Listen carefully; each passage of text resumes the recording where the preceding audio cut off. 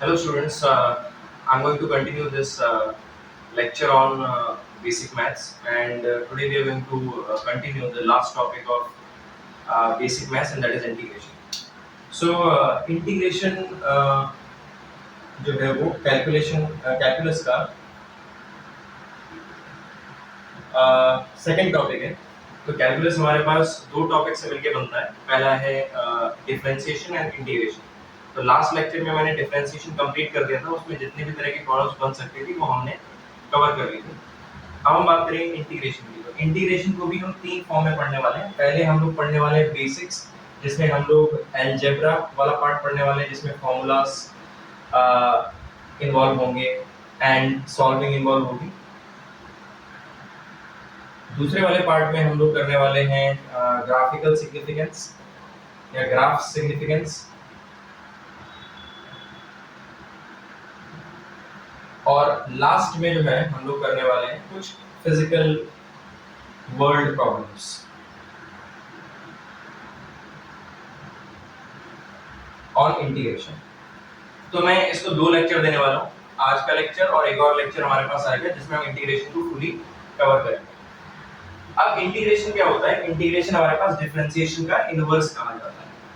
मतलब क्या हुआ कि इंटीग्रेशन जो होता है, अगर हमने किसी भी फंक्शन को डिफरेंशिएट किया है और हमें कुछ वैल्यू मिल रही है, तो इंटीग्रेशन में हम लोग उसका इनवर्स प्रोसेस करके उसको वापस ले सकते हैं। फॉर एग्जांपल जैसे एडिशन और सब्सट्रैक्शन होता है, तो अगर हमने किसी नंबर में कोई जैसे 2 ऐड कर दिया है और उसमें बाद में फिर से 2 को सब्ट्रैक्ट करते हैं तो हमें वो नंबर वापस मिल जाता है। उसी तरह से हमारे पास इंटीग्रेशन काम करता है। इंटीग्रेशन का अगर मैं बात करता हूं तो इसका जो ऑपरेटर है वो हमारे पास इस तरह का होता है। हम लोग इस तरह से एक साइन बना देते हैं और यहाँ पर कुछ फंक्शन लिखते हैं fx, और यहाँ पर हम लोग dx लिख देते हैं, जिसके रिस्पेक्ट में हम लोग इंटीग्रेशन करते हैं। तो हम लोग इसको इस तरह से पढ़ते हैं, integration of fx with respect to x। इस तरह से इसको स्टडी किया जाता है।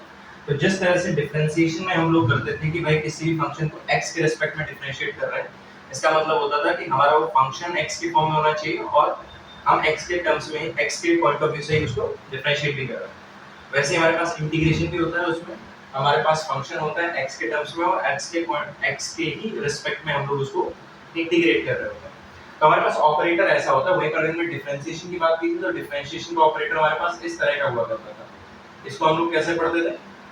ये हमारे पास पढ़ा जाता था differentiation of fx with respect to x। तो उसमें ज्यादा कुछ नहीं होता था, this was differentiation of fx with respect to x। बस हम क्या कर रहे थे? डिफरेंशिएशन करते थे विद रिस्पेक्ट टू x। ये दोनों एक दूसरे के इनवर्स माने जाते हैं।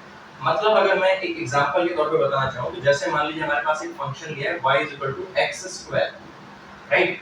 तो अगर मैं इसको डिफरेंशिएट करता हूं तो हम क्या करेंगे? dy/dx करेंगे। तो dy/dx का मतलब क्या हो जाता है? dy/dx of x²।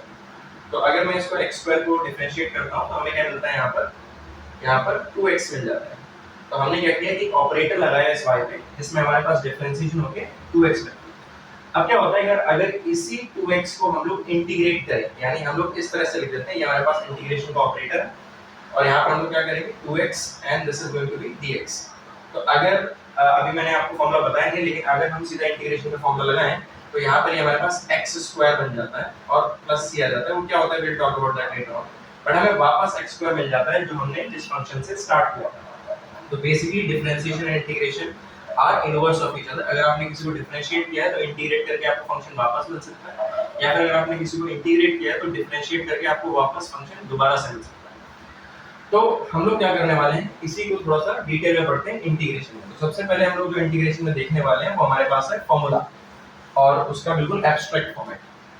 तो हम लोग क्या करते हैं? तो पहले वैसे इंटीग्रेशन में भी अगर हम मैथ्स में बात करते हैं तो बहुत सारे हमें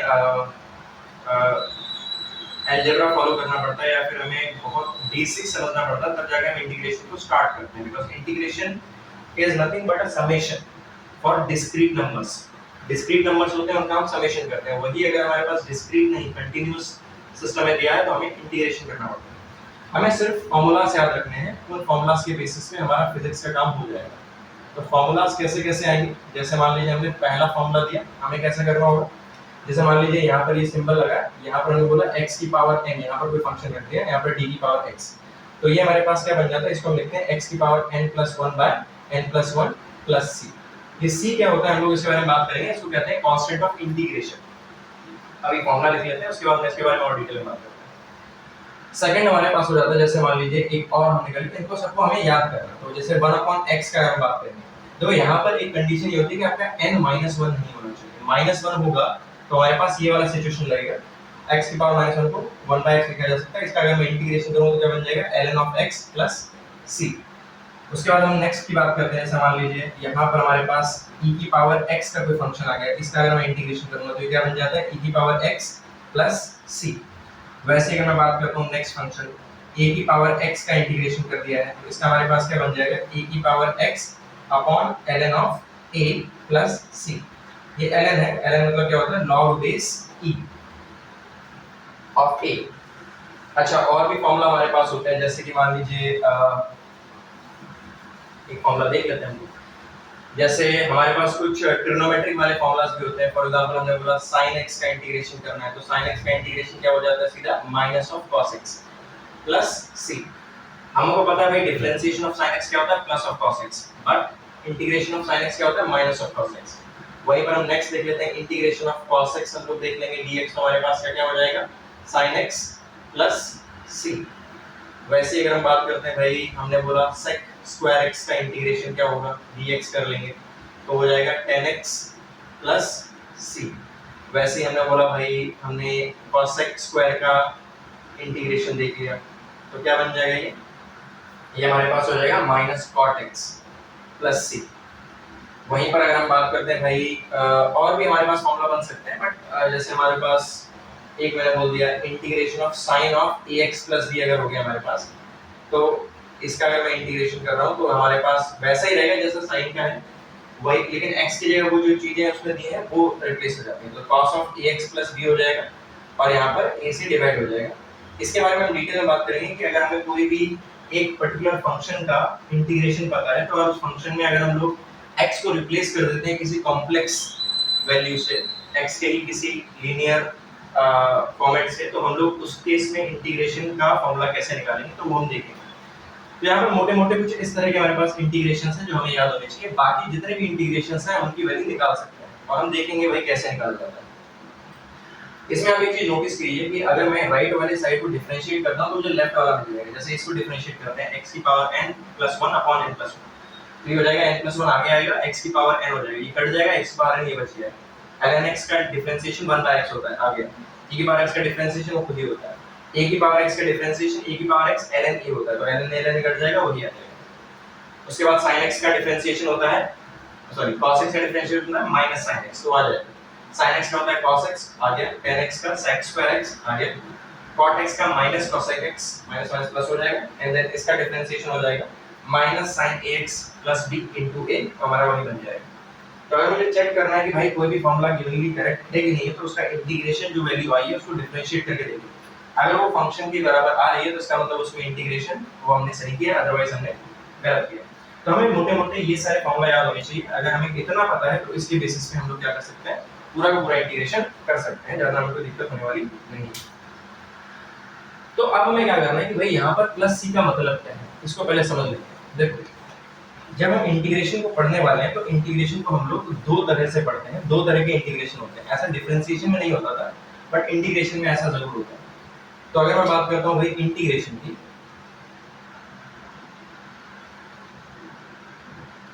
तो इंटीग्रेशन हमारे पास दो तरह के होते हैं। पहला हमारे पास होता है डेफिनेट इंटीग्रेशन और दूसरा हमारे पास होता है इनडेफिनेट इंटीग्रेशन। तो डेफिनेट और इनडेफिनेट इंटीग्रेशन में क्या अंतर है? देखो, डेफिनेट और इनडेफिनेट इंटीग्रेशन में थोड़ा सा ही अंतर है। अंतर सिर्फ इतना है कि जैसे मान लीजिए मैंने कोई फंक्शन दिया, तो डेफिनेट में क्या होता है कि यहाँ पर हमारे पास किसी भी फंक्शन का इंटीग्रेशन हो रहा है, यहाँ पर हम dx लिख दिए, मान लीजिए इसका इंटीग्रेशन हो रहा है, तो यहाँ पर हम लोअर लिमिट में कुछ वैल्यू रखते हैं और अपर लिमिट में भी कुछ वैल्यू रखते हैं। इसका मतलब होता है कि जो हम इंटीग्रेशन कर रहे हैं वो a से लेके b तक के बीच में ही कर रहे हैं, राइट। लेकिन अगर मैं इनडेफिनेट की बात करता हूँ तो वही हमारे पास इंटीग्रेशन में कोई भी लिमिट नहीं दी जाती है। ये नीचे वाला वैल्यू है, इसको हम लोग कहते हैं लोअर लिमिट, ठीक है। नीचे जो लिखा है इसको कहेंगे हम लोग लोअर लिमिट, और जो ऊपर हमने लिख के रखा है इसको हम कहते हैं अपर लिमिट, राइट। तो इसमें लिमिट स्पेसिफाई की जाती है, राइट। तो इसमें लिमिट स्पेसिफाई करते हैं, लेकिन इनडेफिनिट इंटीग्रेशन में हम लोग कोई भी लिमिट स्पेसिफाई नहीं करते। इनडेफिनिट इंटीग्रेशन में ऐसा है कि जैसे मान लो एग्जांपल लेता हूं, जैसे मैंने बोला x की पावर 3 का हमें इंटीग्रेशन करना है, तो अब क्या होगा, x की पावर 3 का इंटीग्रेशन हम लोग पहला वाला रूल लगाएंगे, x की पावर n वाला। तो x की पावर 3 n हो गया, तो क्या बन जाएगा, x की पावर 3 + 1 अपॉन 3 + 1 और यहाँ पर प्लस c अब जाते हैं, तो बेसिकली हमारे पास x की पावर 4 अपॉन 4 प्लस c बन जाता है। यहाँ पर हम लोग हमेशा कांस्टेंट ऑफ इंटीग्रेशन लगाते हैं, लेकिन अगर मैं इसकी बात करता हूँ तो यहाँ पर वही काम अगर करेंगे, जैसे मान लीजिए x की पावर 3 dx और लिमिट मैंने रखी 1 से लेके 2, यहाँ पर वैल्यू दी जाती है, तो यहाँ पर हमारे पास क्या हो जाएगा, इसको हम लिखेंगे x की power 4 upon 4, constant of integration इसमें नहीं लगाया जाएगा, और हम लोग क्या है इस तरह से स्क्वायर ब्रैकेट लगा देते हैं और नीचे लिखते हैं लोअर लिमिट, ऊपर लिखते हैं अपर लिमिट। फिर हम क्या करेंगे, इस अपर लिमिट को इसमें रख देंगे, इस पूरे में पहले अपर लिमिट रखेंगे, फिर माइनस ऑफ लोअर लिमिट रखेंगे, तो क्या हो जाएगा, पहले 2 को रखोगे तो 2 की पावर 4/4, फिर माइनस कर देंगे, फिर 1 को रखेंगे, 1 की पावर 4/4। इसको अगर आप सॉल्व करोगे तो 16 - 1 = 15, तो 15/4 हमारे पास एग्जैक्ट वैल्यू है। इसलिए इसको डेफिनेट बोलते हैं, बिकॉज़ इसका जो आंसर आता है वो डेफिनेट आता है, वेरिएबल नहीं रहता। जबकि हमारे पास इनडेफिनेट इंटीग्रेशन का आंसर हमारे पास कोई करेक्ट मतलब कोई डेफिनेट नहीं आता, हमारे पास वेरिएबल में ही आंसर छूट जाता है, और उस हिसाब से हम लोग इनडेफिनेट इंटीग्रेशन लिखते हैं। अच्छा, कांस्टेंट ऑफ इंटीग्रेशन लगाने का मतलब क्या है, देखो क्या होता है ना कि जब इसकी कोई लिमिट नहीं दी जाती है, हमने इंटीग्रेशन डिफाइन ऐसे किया है कि इस वाले का डिफरेंशिएशन वो होगा, बट प्रॉब्लम होता है कि कोई भी कांस्टेंट का अगर हम डिफरेंशिएशन करते हैं तो वो लॉस्ट हो जाता है, जीरो हो जाता है। जैसे मैं एग्जांपल देता हूं तब ज्यादा क्लियर होगा ये चीज। तो जैसे मैं बताता हूं कि अगर मैंने जैसे एक एग्जांपल दिया कि मैंने बोला कि भाई हमारे पास सिंपल सा एक फंक्शन था y = x², इसको मैंने डिफरेंशिएट कर दिया dy/dx, राइट। ये हमारे पास क्या हुआ, 2x हो गया। तो हमने क्या किया कि इसके ऊपर एक डिफरेंशिएशन वाला ऑपरेशन किया dy/dx, तो dy/dx किया जो है y के साथ, तो हमें क्या मिला, 2x मिला। अब हम बोलते हैं भाई इसके साथ हम इंटीग्रेशन वाला ऑपरेशन करते हैं ताकि हमें वापस मिल जाए। जैसे मान लीजिए x² + 2 कर लिया, तो अब क्या होता है कि x² का डिफरेंशिएशन तो 2x हो गया, पर 2 का 0 हो गया, तो जब मैं इंटीग्रेट करूंगा इसको वापस, तो मुझे 2 और यहाँ पर x की पावर 1 है, तो यानी x²/2 कितना मिल जाएगा, यानी x² मिल जाएगा, यानी कांस्टेंट हम रिकवर नहीं कर पाएंगे। तो इंटीग्रेशन से आप कांस्टेंट्स जितने भी हैं उनको रिकवर नहीं कर पाते हैं, आप सिर्फ फंक्शन को रिकवर कर सकते हो। अगर x है तो उसका हायर पावर मिल जाएगा, तो डिफरेंशिएशन क्या करता है, पावर्स को तोड़ता है, लोअर पावर में ले जाता है। इंटीग्रेशन क्या करता है, जोड़ता है, यानी अपर पावर्स में शिफ्ट कर देता है किसी फंक्शन को, तो जो कांस्टेंट होता है वो डिसअपीयर हो जाता है। इसलिए हम लोग क्या करते हैं, यहाँ पर एक अज्यूम्ड कांस्टेंट लगा देते हैं, जिसको हम कहते हैं कांस्टेंट ऑफ इंटीग्रेशन, जिससे हमें ये रहता है कि भाई अगर हम इंटीग्रेशन कर रहे हैं तो हो सकता है इस फंक्शन के पास अपना एक कांस्टेंट भी हो जो हम इंटीग्रेशन के थ्रू नहीं निकाल सकते। बस यही होता है इनडेफिनिट इंटीग्रेशन। इसीलिए जब भी कोई आंसर आता है इनडेफिनिट इंटीग्रेशन में, हमें सी रखना पड़ता है, लेकिन डेफिनेट में ऐसा नहीं होता है, बिकॉज़ हमारे पास जो वैल्यूज होती हैं वो रख के माइनस की जाती हैं, तो सी अगर दोनों में होगा तो दोनों में कट जाएगा।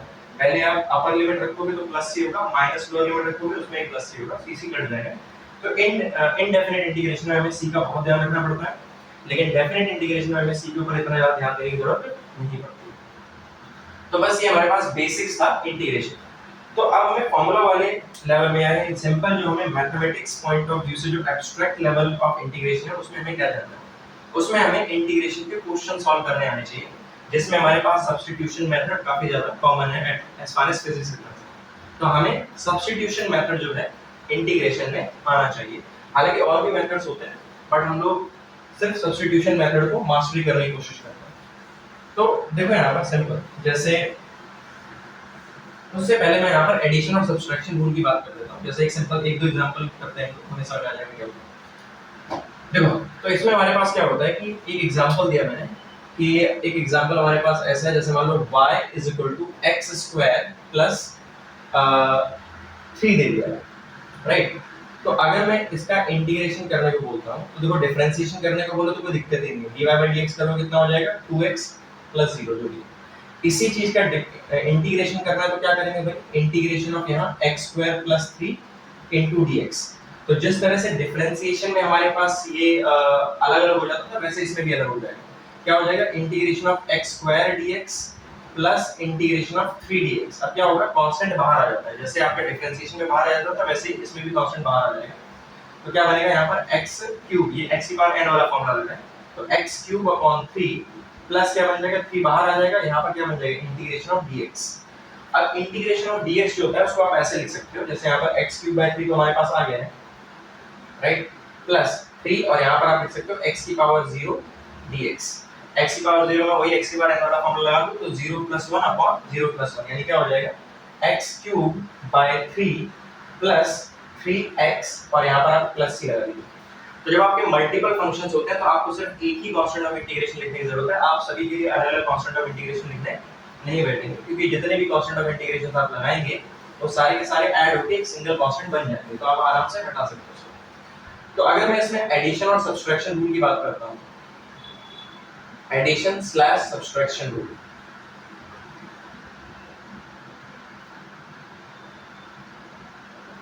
तो इसमें क्या होता है कि मान लीजिए हमारे पास कोई फंक्शन ऐसे दिया हुआ है, fx दिया हुआ है, राइट, प्लस माइनस gx दिया हुआ है, तो बेसिकली हमारे पास क्या होता है कि अगर मैं इसका इंटीग्रेशन करता हूं तो हमारे पास क्या हो जाता है, integration of fx plus minus gx into dx, ये हमारे पास है।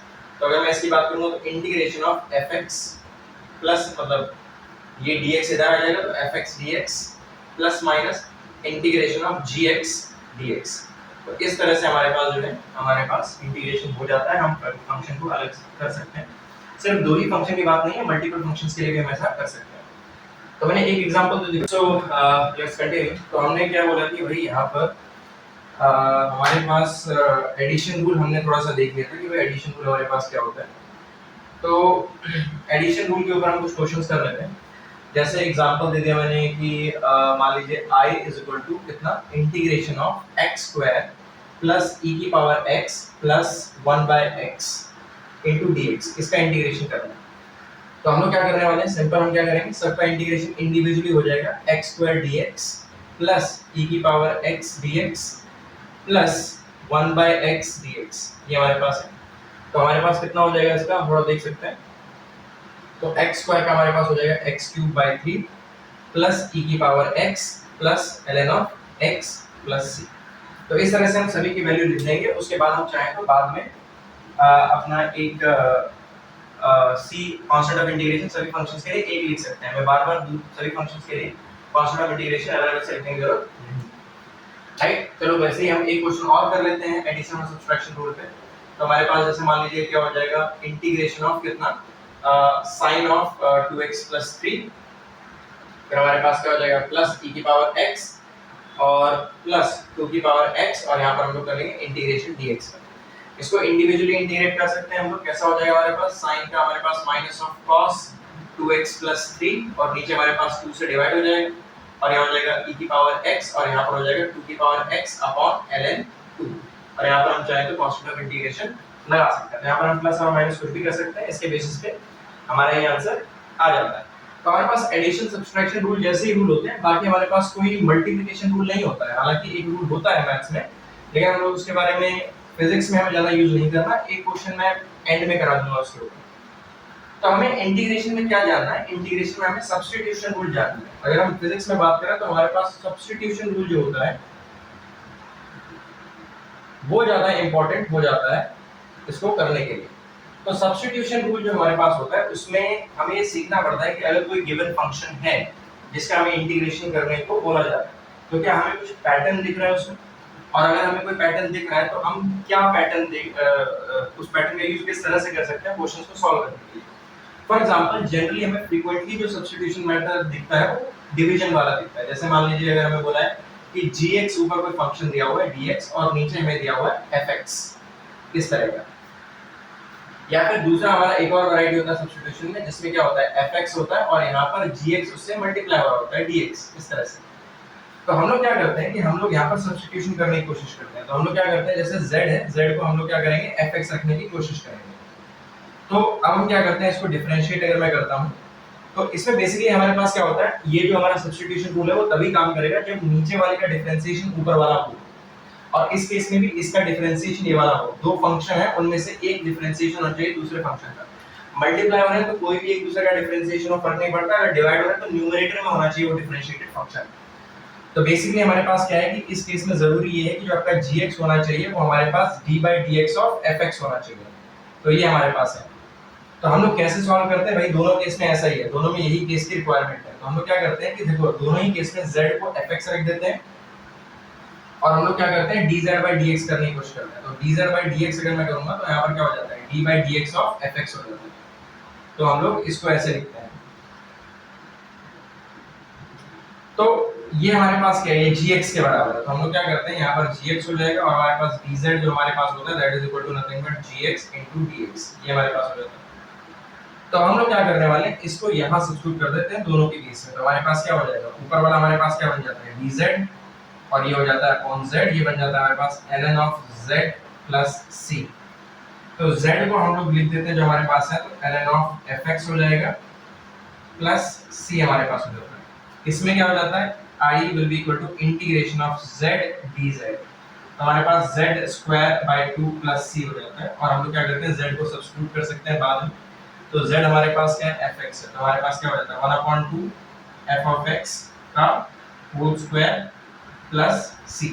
ये हमारे पास दो फॉर्मेट बनते हैं। देखो अभी हमें एज इट इज समझ में नहीं आएंगे बिकॉज़ मैंने यहाँ पर एब्स्ट्रैक्ट वैल्यूज यूज किए हैं, फंक्शंस यूज करें इसको एक्सप्लेन करने के लिए। तो मैं क्या करता हूँ, कुछ क्वेश्चंस करते हैं जिसके थ्रू हमें समझ में आ जाएगा। तो हम दोनों वैरायटीज करने वाले हैं। इसमें एक वैरायटी हमारे पास जो है वो हमारे पास है डिवीजन वाली और एक है मल्टीप्लिकेशन वाली। तो जैसे एक एग्जांपल लेते हैं, जैसे हमें बोला है कि भाई आप करिए dx upon x ln x का इंटीग्रेशन करिए। तो हमें इसका इंटीग्रेशन करने को बोला गया। तो हम लोग क्या करने वाले हैं, इसमें हम लोग हमें देख के पता चल रहा है कि भाई अगर मैं इसको लिखना चाहूँ तो ऐसे लिख सकता हूँ। यहाँ पर 1/x आप ऊपर लिख दीजिए, नीचे हो जाएगा ln x और उधर हो जाएगा dx। तो आप देख सकते हैं कि नीचे वाले का डिफरेंशिएशन ऊपर वाला है, यानी ये फर्स्ट वाला केस बन रहा है। फर्स्ट वाला केस बन रहा है, हम सब्स्टिट्यूशन मेथड यूज कर सकते हैं। देखो न्यूमरेटर अपॉन डिनोमिनेटर फॉर्मेट है, तो न्यूमरेटर ही डिफरेंशिएशन होना चाहिए। तो हम लोग क्या कर सकते हैं, z इज इक्वल टू क्या लिख देंगे, ln ऑफ x लिख देंगे। तो dz/dx हमारे पास क्या बन जाता है, that is going to be 1/x। तो क्या बन जाता है, dz को आप सीधा सीधा क्या लिख सकते हो, dx अपॉन x लिख सकते हो। वापस सब्स्टिट्यूशन कर लीजिए, हमारे पास क्या बन जाएगा, integration of dx upon x will turn out to be dz और हमारे पास जो ln x है इसको मैं z बना सकता हूं, ये बन जाता है ln of z plus c। तो क्या हो जाएगा ln ऑफ z, z की अगर मैं बात करता हूं, z को हम वापस ln x लिख सकते हैं। तो हमारे पास क्या हो जाएगा ln ऑफ x और ये हमारे पास कांस्टेंट ऑफ इंटीग्रेशन इस तरह से आ जाएगा। हम लोग इसको सीधा सीधा कर सकते हैं। उसके बाद हम लोग क्या करते हैं, इसमें और भी हमारे पास क्वेश्चंस बन सकते हैं। जैसे फॉर एग्जांपल अगर मैंने बोला है कि एक सिंपल सा लेते हैं जिसमें हमें इतना ऑब्वियस नहीं दिख रहा है कि भाई हमारे पास इसमें सब्स्टिट्यूशन रूल लग रहा होगा। तो जैसे हमने बोला कि भाई मैंने एग्जांपल दे दिया, हमें बोल दिया भाई आप इंटीग्रेशन निकालिए किसका, 10x का। इसका निकालिए। अब देखो 10x का इंटीग्रेशन हमें नहीं पता है, जनरली sec स्क्वायर का हमें पता है बट 10x का नहीं पता है। तो 10x का इंटीग्रेशन करने के लिए हम क्या कर सकते हैं, इसमें ऑब्वियसली नहीं दिख रहा है कि भाई न्यूमरेटर अपॉन डिनोमिनेटर का फॉर्मेट है, लेकिन हम लोग क्या कर सकते हैं, इसको integration of sin x upon cos x और dx कर सकते हैं। तो हमारे पास क्या हो जाएगा, तो आप डिनोमिनेटर का आप देख सकते हैं, डिनोमिनेटर का डिफरेंशिएशन ऊपर वाला है लेकिन वहां पर माइनस साइन नहीं है, बट कोई बात नहीं, हमें वैल्यू वही चाहिए, माइनस का तो हम अरेंज कर लेंगे। तो z हमारे पास अगर है तो z को हम लोग लिख सकते हैं cos ऑफ x, dz हमारे पास क्या हो जाता है, dz/dx is equal to minus of sin x। तो अगर मैं इसकी बात करूंगा तो हमारे पास क्या बन जाता है, माइनस ऑफ dz जो बनेगा that will be equal to sin x dx। ये हमारे पास बन जाता है, इसको हम चाहे तो वापस सब्स्टिट्यूट कर सकते हैं।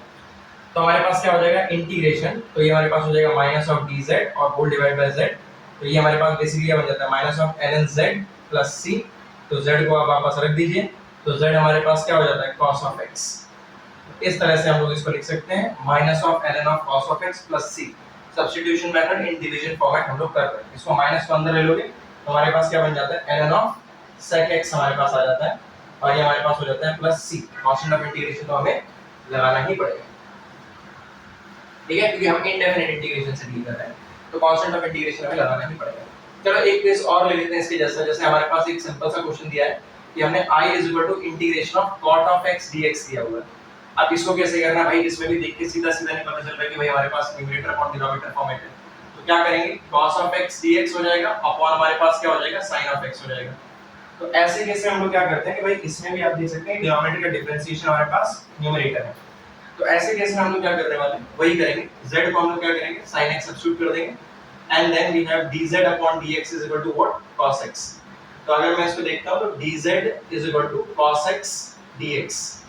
तो हम क्या कर सकते हैं, न्यूमरेटर को फिर से रिप्लेस कर सकते हैं। तो क्या हो जाएगा हमारे पास dz upon z is equal to ln z plus c।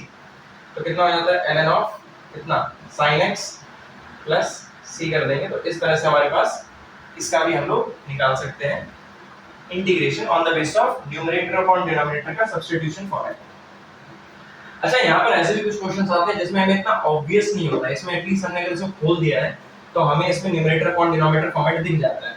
लेकिन अगर मैं कुछ क्वेश्चंस ऐसे लूं जिसमें हमें ऑब्वियसली नहीं दिखता है तो हमें बनाना पड़ता है। जैसे अगर मैं बोल दिया कि भाई इंटीग्रेशन ऑफ sec x हमें बोला है करने के लिए, तो इंटीग्रेशन ऑफ sec x में 1 अपॉन cos लिख दो। यहाँ पर आप इसको खोल भी लोगे तो भी न्यूमरेटर अपॉन डिनोमिनेटर फॉर्मेट नहीं आएगा।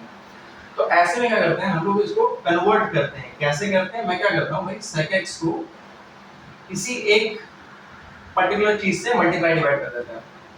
तो क्या होगा, मैं sec x plus tan x से मल्टीप्लाई डिवाइड कर दूंगा। ऐसे मान लीजिए मैंने कर दिया। अब क्या होता है कि अगर मैं इसको सीधा मल्टीप्लाई कर देता हूं तो क्या बन जाता है sec square x plus sec x tan x, और यहां पर हमारे पास क्या बन जाता है sec x plus tan x, और यहां बन जाएगा हमारे पास dx। अब आप देख सकते हैं कि न्यूमरेटर जो है डिनोमिनेटर का डिफरेंशिएशन है। तो हमारे पास क्या हो जाएगा, देखो sec x का हो जाता है sec x tan x, tan x का हो जाता है sec स्क्वायर x। तो हम लोग क्या करेंगे z को मतलब सीधा रख देते हैं। तो हमारे पास क्या होता है sec x plus tan x, तो हमारे पास क्या हो जाता है dz by dx, और हमारे पास क्या हो जाता है sec x tan x plus sec square x। इस तरह से बन गया। अब क्या करो, इस dx को हटा के यहाँ से मल्टीप्लाई कर दो, आप न्यूमरेटर को रिप्लेस कर पाओगे। तो मान लीजिए इस तरह से आप न्यूमरेटर को रिप्लेस कर पाओगे। तो ऐसा हो गया। अब क्या होगा कि इसमें आप रिप्लेस कर दीजिए, तो i हमारे पास क्या हो जाता है, i will be integration of what, इसको आप लिख दीजिए, ऊपर हो जाता है dz और नीचे हो जाता है z, it turns out to be what ln of z plus c। ये हो गया। तो अगर मैं इसकी बात करता हूं तो हो जाएगा ln of what sec x plus tan x plus c। तो इस तरह से हम आराम से इसका आंसर निकाल सकते हैं। इसका हमें याद भी करना पड़ता है। मैथ्स में हम लोग जब शुरू करेंगे तो इसमें हमें इसको याद भी करने की जरूरत पड़ती है। तो नेक्स्ट अगर हम लोग बात करते हैं इसी के जैसा एक और मैं केस उठा लेता हूं। जैसे मैंने बोला है कि इंटीग्रेशन ऑफ cosec x कर लो। अब cosec x का इंटीग्रेशन हमें याद नहीं है, राइट? तो हम कैसे करेंगे, यहाँ पर भी हम इसको मल्टीप्लाई डिवाइड कर देते हैं किसी चीज से, लेकिन हमें थोड़ा इंटेलिजेंटली रखना पड़ेगा ताकि डिनोमिनेटर का डिफरेंशिएशन जो है वो न्यूमरेटर हो जाए। तो मैं क्या करता हूं, मैं चूज करता हूं भाई cot x minus cosec x, और ऊपर भी cot x minus cosec x से कर दिया। अब क्या होगा, cot x का डिफरेंशिएशन होता है माइनस cosec स्क्वायर x, तो वो बन जाएगा माइनस cosec स्क्वायर x।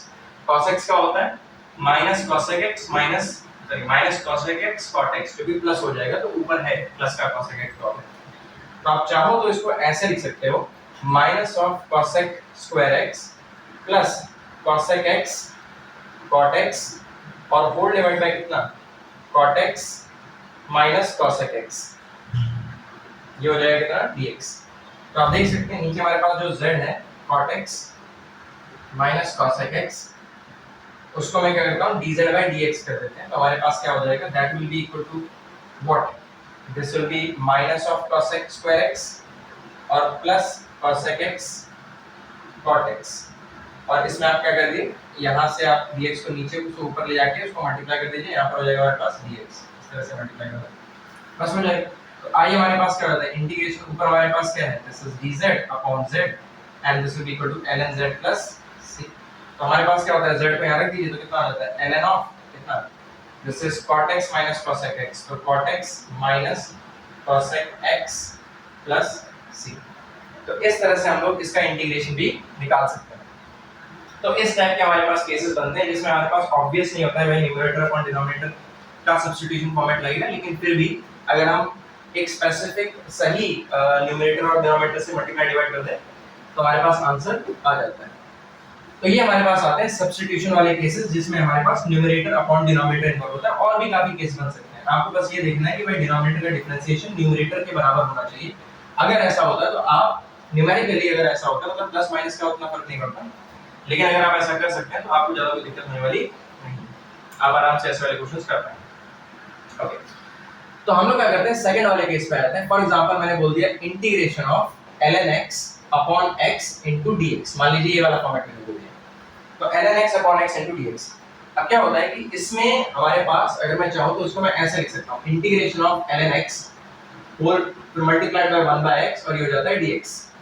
तो हमारे पास क्या होगा कि इसमें आप देख सकते हैं इसका डिफरेंशिएशन ये वाला है मल्टीप्लिकेशन फॉर्मेट में। तो z को मैं क्या लिख सकता हूं, ln of x लिख दो, dz by dx कर दो, क्या बन जाता है 1 by x। तो dz will be equal to what, dx upon x। Substitute कर दीजिए, ये हमें मिल गया dx upon x, ये हमें मिल गया z। तो i की वैल्यू कितनी हो जाती है, इंटीग्रेशन ऑफ z dz, और हमारे पास क्या होता है z square by 2 plus c। तो z हमारे पास क्या है, ln of x का whole square divide by 2 plus c। इस तरह से कर सकते हैं। उसमें हमारे पास ln वाला फॉर्मेट बनता था, क्योंकि dz upon z वाला फॉर्मेट होता तो ln z आंसर आता, तो z को हम सब्स्टिट्यूट कर देते हैं। इसमें z स्क्वायर बाय 2 का फॉर्मेट बनता है, क्योंकि यहाँ पर z into dz बनता है, वहाँ पर dz upon z बनता था, तो हमेशा इसमें स्क्वायर वाला फॉर्मेट बनता है। इतना हमेशा याद रखना है। नाउ नेक्स्ट आप देख लेते हैं।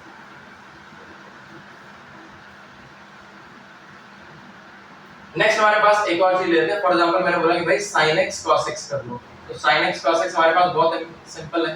तो हम लोग क्या करते हैं, z इज इक्वल टू कितना होता है sin x, और हमारे पास कितना हो जाता है dz by dx की बात करें तो हमारे पास क्या हो जाता है cos x। तो that will be equal to dz is equal to cos x dx। तो इसमें भी हमारे पास वही बन जाता है। हम लोग क्या करेंगे, इसको z में यहां सब्स्टिट्यूट कर देंगे और वो बन जाएगा dz। तो क्या हो जाता है z square by 2 and plus c। तो आप चाहो तो z को वापस रख दीजिए, z हमारे पास कितना था sin square x by 2 plus c। इस तरह से कर सकते हैं। तो इस तरह से हमारे पास ये वाले क्वेश्चंस भी बन सकते हैं सब्स्टिट्यूशन में। आपके मल्टीप्लाई हो रहे हैं और आप अगर देखते हैं कि भाई दोनों मल्टीप्लाई हो रहे हैं, एक फंक्शन दूसरे वाले फंक्शन का डिफरेंशिएशन, तो आप आसानी से उसको कर सकते हैं, ज्यादा कोई दिक्कत होने वाली नहीं। या फिर हमें कुछ आइडेंटिफाई भी करना पड़ता है। जैसे मान लीजिए हमने बोला कि जैसे मैंने आपको एक सिंपल सा क्वेश्चन दे दिया जिसमें इतना ऑब्वियस नहीं होगा कि क्या हो रहा है। जैसे फॉर एग्जांपल मैंने बोला आप इंटीग्रेशन करिए sec 4x dx, इसका इंटीग्रेशन करो।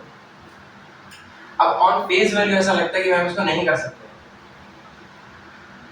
तो हम लोग क्या करेंगे, देखो इसको हम थोड़ा इंटेलिजेंटली ऐसा कर सकते हैं। भाई sec स्क्वायर x को आपने ये रख लिया और यहाँ पर आपने एक और sec स्क्वायर x dx कर लिया।